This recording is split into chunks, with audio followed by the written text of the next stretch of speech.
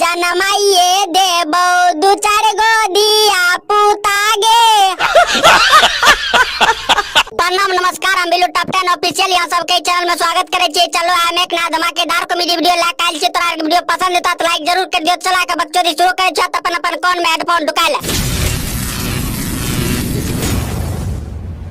गेला हो मामे सैया दिल्ली सहरिया हो। ऐतियो नहीं कमाबे सजनी दिल्ली सहरिया है। खैतियो की बैठ के घरे बापा के लौड़िया है। हमारा लाले ले आईहा सोना के से करिया हो।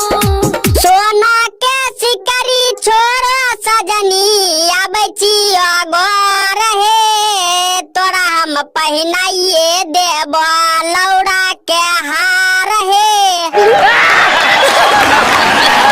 कहै छो प्यारी तोहा भूली हो ना बतिया हो। कहै छियो प्यारी हमहू रहियो सज सबर के।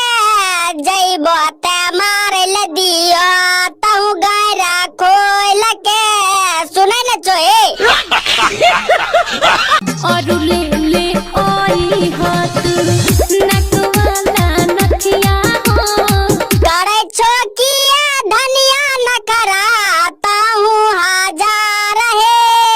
आबै छियो देबो घर पर लौड़ा बाजार हे।